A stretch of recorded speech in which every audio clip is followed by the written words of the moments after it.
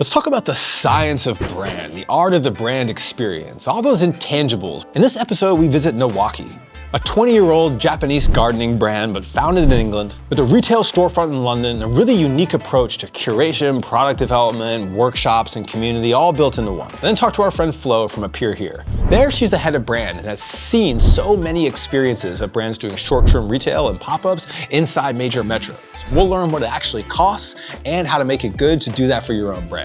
Then we'll stop by Knees Up, a store and collective that's been on the forefront of running an active culture. And all of this together will help show you how some of these actual intangibles are made with real-life examples of brands doing them in all kinds of different arenas. So if you've ever wanted to host a pop-up, build out your own store, or just think through what community really means, this is the episode for you. Clayton's gonna lead off with some standout retail concepts, and then we're gonna get a full English, put on a kettle, turn up the Charlie XCX, get on the tube, and go around town. So for years, all the buzz was online, but now more and more, both existing brands and new brands are leaning into unique retail experiences and getting people back outside. What's a few of those that are standing out? Yeah, to me, some of the most interesting examples of the brand experience done right are ones where you're inviting the customer into the creative process. And few brands are doing a better job at this right now than Arc'teryx. Their new and famous Tokyo Creation Center has become a destination for people to enter into their world and participate in the product experience and not just consume it. And this has become a common theme with other brands we're seeing in the space right now, whether it's Birkenstock's famous studio in East London or Topology, which has their own customization workshop spaces in both London and New York. I think the main theme and takeaway here is that you should be looking as a brand to help your customers participate in an experience and not just transact. So obviously it's interesting to see brands that we know and love kind of participate in this new culture, but it's also been interesting to see brands kind of form their identity around modern retail. And I think you have a good example there too, right? To me, Buck Mason is one of the best examples of this right now, and their approach to retail is something that should honestly be studied. It's actually a formative male experience to actually take a picture of a porch inside of a Buck Mason store. Men are magnetically attracted. Guaranteed to show up at a time when it feels like most brands over the last 10 or 15 years have opted for D2C and online only. They took the complete opposite approach by building out their brand and brand equity with retail. It shows you the power of merchandising. It's true that they've built spaces where the male consumer feels comfortable enough to step in and linger for a while. Every store is an extension of their own design philosophy. It feels thoughtful, neighborhoody, residential, and timeless. It's worth noting that it takes an extensive amount of capital and energy to make something like that happen. But the upsides, if you do it well and do it right, can mean long-term success and connection with your own customers. One of the reasons we want to do this series here in London is there is a thriving retail scene, a thriving pop-up scene. It's maybe one of the last great bastions of shopping in the world, and let's go explore that.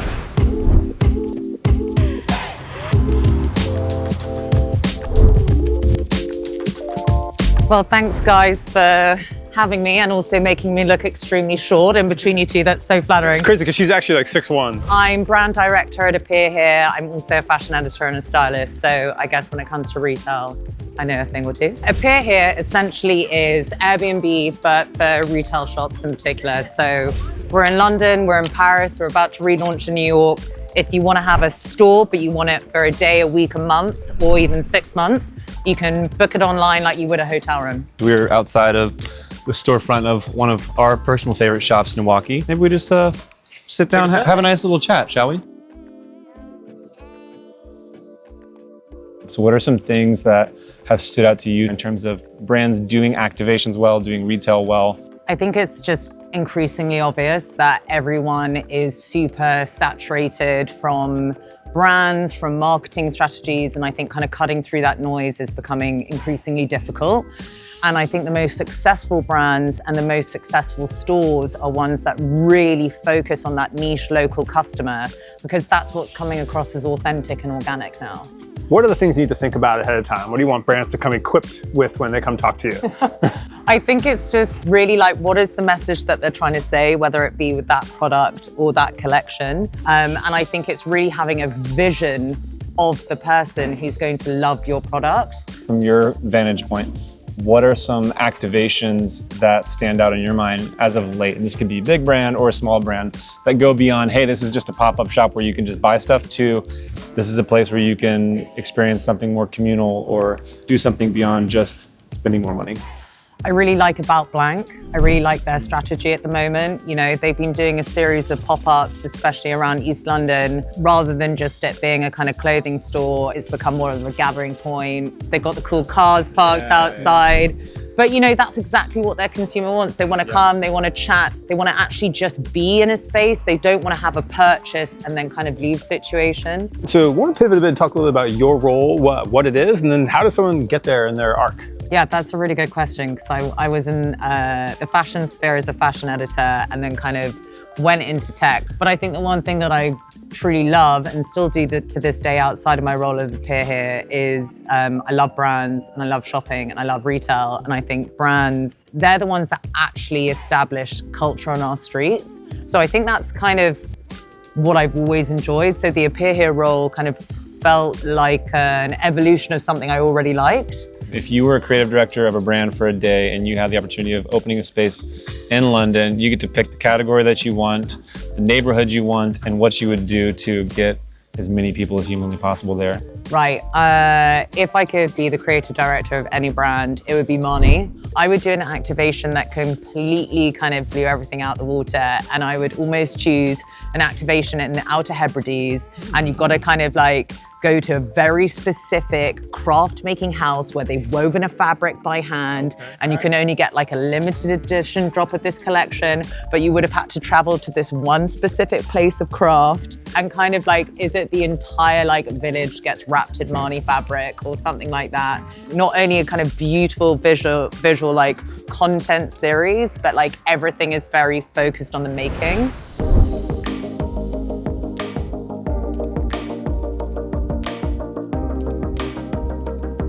Jake, good to be with you. Thanks for inviting us into the Niwaki shop. We've been hanging out on Chiltern Street. Your shop in particular is fascinating to us, and want to get into more of the story of how you started it and how you've decided to build and grow the brand itself. But first things first, what's a Brit have any business in starting a gardening brand? We started Niwaki, my wife and I, nearly 20 years ago. I'd worked as a gardener in Japan. I studied sculpture at university. And when I got there, I then fell in love with the trees and realized that what I liked about the trees was the craftsmanship that sort of trained them and shaped them. So I was interested in this kind of sculptural sense of how you make a garden. And from there, I got into the tools that you need to do so. When I came back to England, I realized there was a kind of gap in the market, and we slowly started to fill it. And so this store is, you walk in, it's unlike anything else on the street. Or what were some of the guiding ideas or principles or concepts that led to this? To make a shop that felt like Japan, but without being a replica of Japan. It's a very Japanese business, but we're British. One of the most interesting things you've done as a business is offering courses and workshops. So I was doing a lot of work for people, and a lot of people either they wanted to buy our shears or our tripod ladders because they saw me using them and realized how good they were for their work.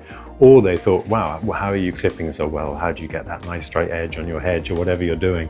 But they're tools, they've got to be used. And the fun thing is showing people how we use them and sort of the opportunity of how to use them. Really interesting mix of products, like you mentioned. How do you think about the curation of that, or what's the process that goes into deciding what you're going to have in the store? Well, within the store, we tried to get a little bit of everything. It's not having too much. It's trying to reduce it down. It's trying to sort of steer the customer into, we've made this decision for you. We've got rid of all the faff, all the lightweight stuff. This is the best bit to go for. It's more about having a range of what we want the customer to buy. Yeah, I mean, if someone comes into the shop and they don't know what they're there for, we'd steer them towards our gardening range and a pair of secateurs. Yes, what makes this special from a product perspective? So, well, it's forged from one piece of steel, and it gives you a kind of weight and balance and a strength that you don't get from a two-piece secateur. So we would hope that a customer who didn't know Niwaki came out with a pair of secateurs. Yeah. If they didn't, we'd want them to buy a hori-hori, a weapon of gardening. Yeah, it's for weeding and digging and planting. Those are our kind of core products. But like I said, I mean, I'm wearing our Niwaki Kojima jacket today. Yeah. A lot of people try the workwear on, and that's a new thing for us. We're not into sort of dramatic surges of energy. It's hard work. Really keeping the detail, keeping the focus, one step at a time, and sort of absorb it slowly. It's refreshing to hear that take, because I think you see the hype cycles of brands going in and out, shuttering. Start a business, sell a business, do this and that. Sometimes it's more of a longer purpose of life. Yeah. And if you set too ambitious targets and you don't reach them, it's does that mean you failed? It's nice just to sort of see how you go. I don't really think of Niwaki as a kind of a brand, as in a sort of commercial shopping brand. It's more of a lifestyle or a sort of movement even. Appreciate you showing us around and talking through some of the lore of what you put together. It's really wonderful. Yeah.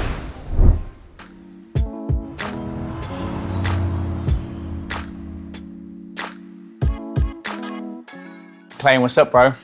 Good to see you, man. Thanks for having me. My name's Ethan. I'm head of retail here at Knees Up.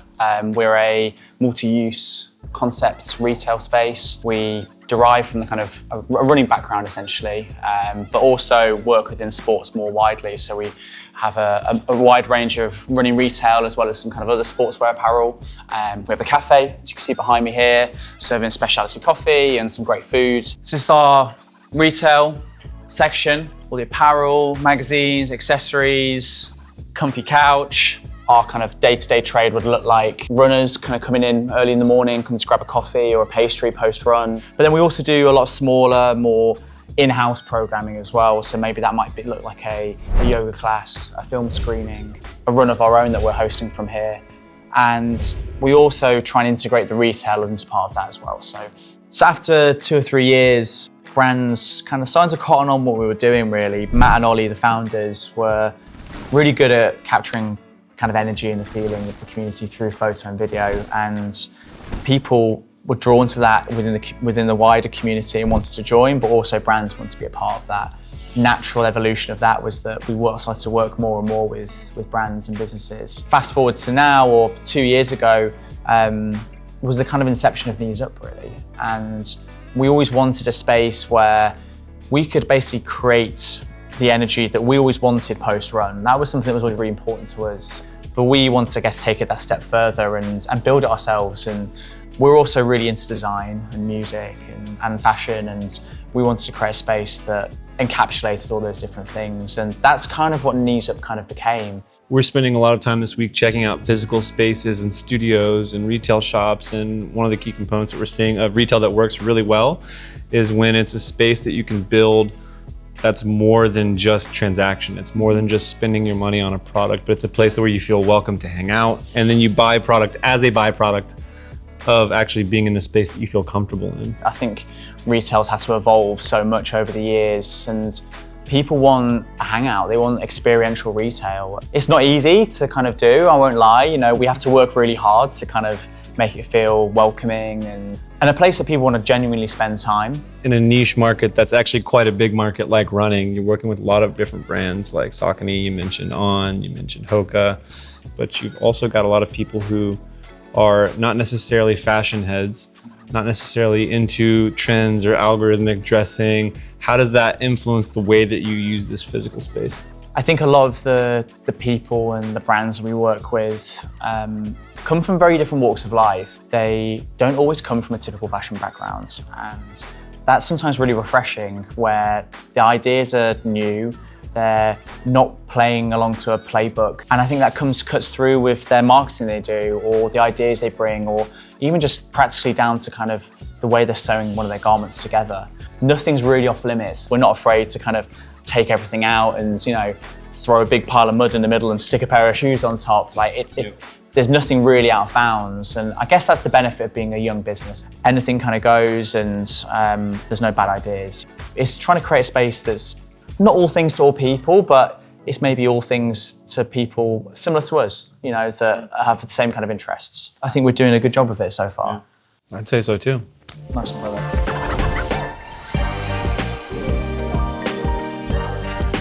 So in this episode, we explored a lot of retail stores, but even if you don't have a store or aren't considering doing a pop-up, what takeaways can you have for your brand? And one thing that's worth noting is the deep connection all of these brands actually formed with their customers.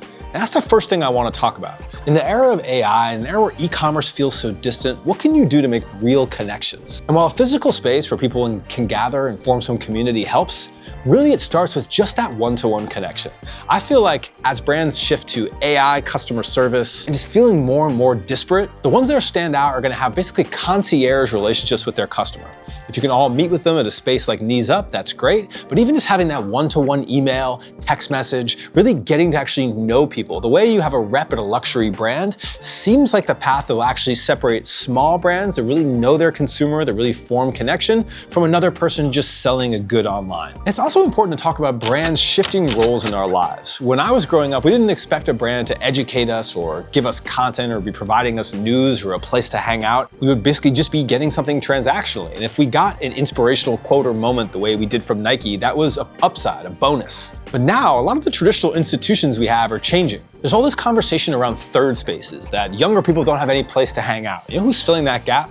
Brands, run clubs, places like Knees Up, coffee shops and cafes inside of a brand where people can actually go and know that consumers there share something in common with them. And this also is happening with journalism. We've seen basically degradation of that experience. If you go to a website to read the news, it is a terrible experience, no matter how modern it is. Interstitials, pop-ups, ads everywhere. That's not how we consume on the modern internet. And with that, we basically lost trust in a lot of the people that provide that information, because honestly, the best of them have just shifted to creating content. And brands are filling that gap. We're now realizing it's often better to turn to a brand that lives and breathes that, who's turning out great content. And brands are leaning into it, building out their own media ecosystems. And this is okay. We know what we're signing up for. We purchase a brand's product, we build affinity, and in return, they give us extra value. And brands need to think about their role inside of this. Is that establishing a space? Is that giving people some education? Is it forming a community online? We're just at the beginning of this trend, where all of these traditional mediums, from television to journalism to the media sites that we read online, can't be monetized nearly as well as a lot of that experience being presented by a brand. And every brand needs to really think about where they live in that ecosystem and how they can participate genuinely and share the things that their